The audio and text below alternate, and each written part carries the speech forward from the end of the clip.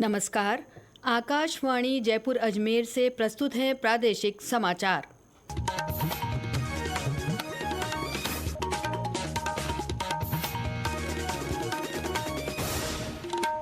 मुख्य समाचार।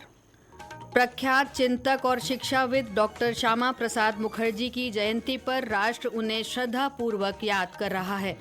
प्रदेश में विभिन्न स्थानों पर हजरत इमाम हुसैन की शहादत की याद में मुहर्रम का पर्व पारंपरिक तरीके से मनाया जा रहा है।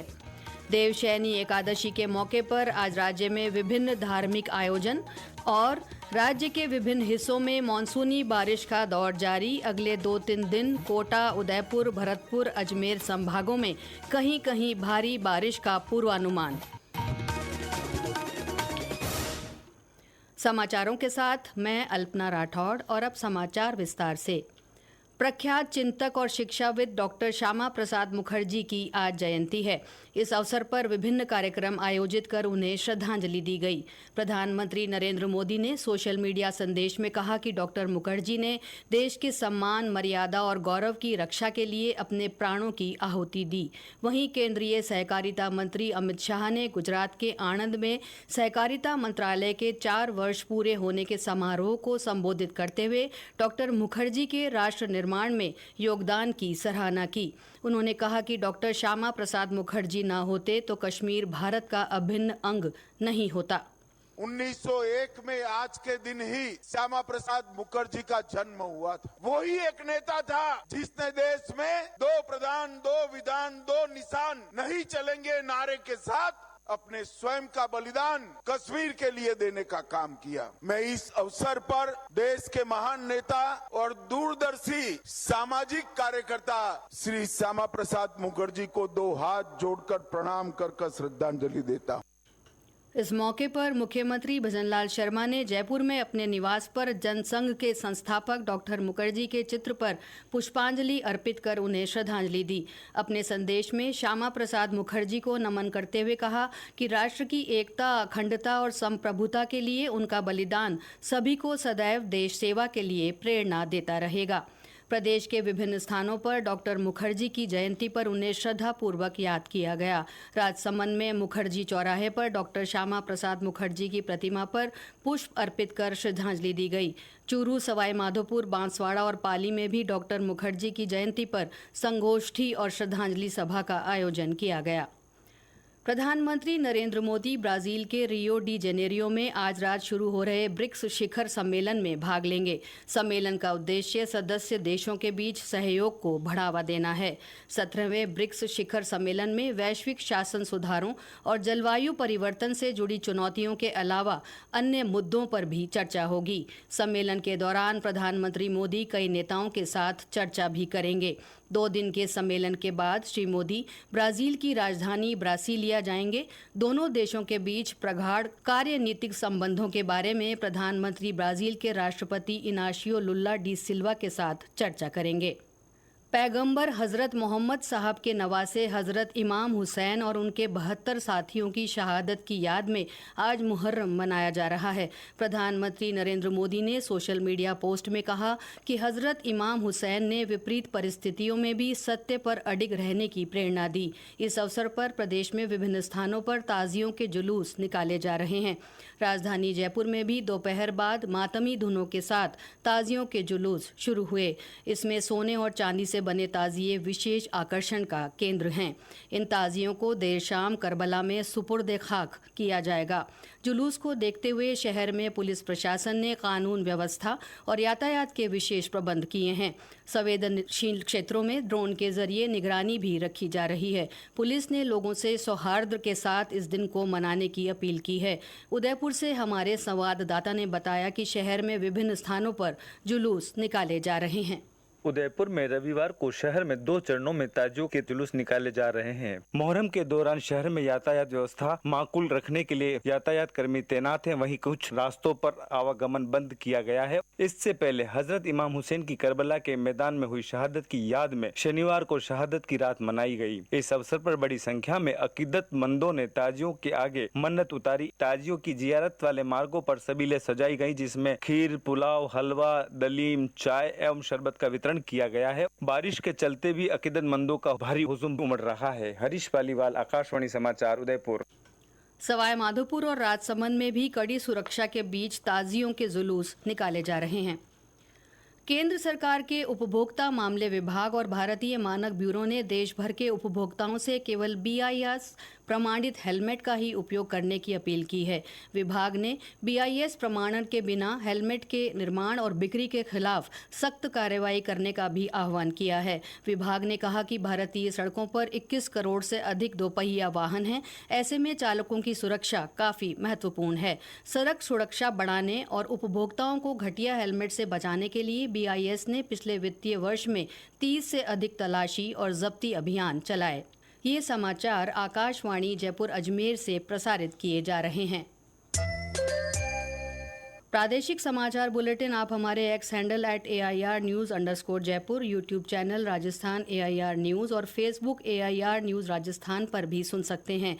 इसके साथ ही आप हमारी वेबसाइट newsonair.gov.in पर भी समाचार सुन सकते हैं और संबंधित फोटो और वीडियो देख सकते हैं। आज देवशयनी एकादशी के मौके पर प्रदेश में विभिन्न धार्मिक आयोजन किए जा रहे हैं।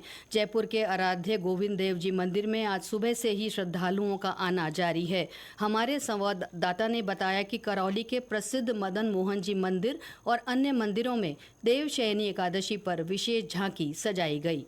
देवशयनी एकादशी के मौके पर आज स्थानीय मदन मोहन जी मंदिर में विशेष कार्यक्रम आयोजित किए जा रहे हैं। इस मौके पर मंदिर में अल सुबह से ही श्रद्धालुओं का जमावड़ा बना हुआ है। भगवान मदन मोहन जी का विशेष श्रृंगार और आकर्षक सजावट की गई है। वहीं भगवान मदन मोहन जी के जयकारों से वातावरण भक्तिमय बन गया है। भक्त भगवान मदन मोहन के दरबार में धूप लगाकर शांति, खुशहाली और अमन चैन की मनौती मांगते दिखाई पड़ते हैं। गौरतलब है कि देवशयनी एकादशी के दिन भगवान विष्णु को शयन कराने की परंपरा है। इस दौरान मंदिर में भजन कीर्तन के आयोजन के अलावा भक्त भगवान के भजनों का गुणगान करते हैं। वहीं भक्तों को प्रसाद वितरित किया जाता है। भाग्यवारी शर्मा, आकाशवाणी समाचार, करौली। डूंगरपुर में धनेश्वर मंडल की ओर से शहर के मुरलीधर मंदिर से आज वन यात्रा का आयोजन किया गया। वहीं वनेश्वर महादेव मंदिर में अच्छी बारिश की कामना के लिए विशेष पूजा की गई। डीग जिले के पूंछरी में मुड़िया पूर्णिमा के मद्देनजर गोवर्धन की सप्तकोसीय परिक्रमा देने वाले श्रद्धालुओं का उत्साह परवान पर है। मुख्यमंत्री भजनलाल शर्मा ने देवशयनी एकादशी पर प्रदेशवासियों को शुभकामनाएं देते हुए भगवान विष्णु से सभी के कल्याण की प्रार्थना की है। वहीं प्रधानमंत्री नरेंद्र मोदी ने भी आषाढ़ी एकादशी के अवसर पर देशवासियों को शुभकामनाएं देते हुए अपने सोशल मीडिया संदेश में भगवान विट्ठल से समाज में सुख समृद्धि की कामना की है। कश्मीर घाटी में अमरनाथ यात्रा के लिए आज सुबह 7,208 तीर्थयात्रियों का 5वां जत्था रवाना हुआ। जम्मू में भगवती नगर यात्री निवास आधार शिविर से रवाना हुए इस जत्थे में 5,258 पुरुष, 1,587 महिलाएं, 30 बच्चे और 333 साधु संत शामिल हैं। ये सभी तीर्थयात्री आज पहलगाम आधार शिविर पहुंचेंगे और वहां से पवित्र गुफा के लिए यात्रा शुरू करेंगे। कैलाश मानसरोवर के तीर्थयात्रियों का दूसरा जत्था आज अपनी यात्रा पूरी करने के बाद गंगटोक वापस लौट आया। 47 तीर्थयात्रियों वाले दूसरे जत्थे ने 25 जून को नाथुला सीमा पार करके अपनी तीर्थ यात्रा की शुरुआत की थी। तीर्थयात्रियों ने निर्बाध प्रबंधन और आतिथ्य के लिए सिक्किम सरकार के प्रति हार्दिक आभार प्रकट किया है। ऐतिहासिक कैलाश मानसरोवर यात्रा की शुरुआत नाथुला से पिछले महीने 20 तारीख को हुई थी, जहां 36 तीर्थयात्रियों ने सिक्किम के राज्यपाल ओम प्रकाश माथुर से मुलाकात की और उसके बाद यहीं से यात्रा को हरी झंडी दिखाई गई। और अब मौसम। प्रदेश के विभिन्न स्थानों पर बारिश का दौर जारी है। पिछले 24 घंटों में राज्य के विभिन्न हिस्सों में हल्की से भारी वर्षा दर्ज की गई। मौसम केंद्र जयपुर के अनुसार सबसे ज्यादा 21 सेंटीमीटर बारिश सवाई माधोपुर के चौथ का बरवाड़ा में दर्ज हुई। राजधानी जयपुर में भी आज हल्की बारिश हुई। माउंट आबू समेत समूचे सिरोही जिले में रुक रुक कर बारिश हो रही है। बारिश के बाद मौसम खुशनुमा होने से पर्वतीय पर्यटन स्थल माउंट आबू में सैलानियों की आवक बढ़ गई है। ब्यौरा हमारे संवाददाता से। सिरोही जिले में रुक रुक कर बारिश का दौर जारी है। पिछले 24 घंटों के दौरान यहां हुई बारिश से नदी नालों में पानी की आवक शुरू हो गई है और चारों तरफ हरियाली देखने को मिल रही है। वहीं राजस्थान के एकमात्र हिल स्टेशन माउंट आबू में भी बारिश का दौर जारी है, जिसके कारण यहां पर पर्यटक बड़ी संख्या में पहुंच रहे हैं और यहां के मौसम का आनंद ले रहे हैं। यहां की धुंध भरी वादियां पर्यटकों को खासा आकर्षित कर रही है। हालांकि वाहन चालकों को वाहन चलाने में थोड़ी दिक्कत का सामना जरूर करना पड़ रहा है और दिन में भी उनको वाहनों की हेडलाइट जलाकर आगे का सफर तय करना पड़ रहा है। साकेत गोयल, आकाशवाणी समाचार, सिरोही। मौसम विभाग के अनुसार अगले 2-3 दिन कोटा, उदयपुर, भरतपुर, अजमेर और जयपुर संभागों में कुछ स्थानों पर हल्की से मध्यम और कहीं-कहीं भारी बारिश होने का पूर्वानुमान है। वहीं जोधपुर और बीकानेर संभागों में कहीं-कहीं वर्षा होने के आसार हैं। अजमेर जिले के पुष्कर में आज राष्ट्रीय ऊंट दौड़ चैंपियनशिप के पहले संस्करण में 8 राज्यों के 50 महिला पुरुष प्रतिभागियों ने भाग लिया। इस मौके पर आयोजित कार्यक्रम को संबोधित करते हुए जल संसाधन मंत्री सुरेश सिंह रावत ने कहा कि ऊंट दौड़ जैसे परंपरागत खेल न केवल राजस्थान की सांस्कृतिक धरोहर को जीवंत बनाए रखते हैं, बल्कि इससे ग्रामीण क्षेत्रों में रोजगार और पर्यटन के नए अवसर भी पैदा हो सकते हैं।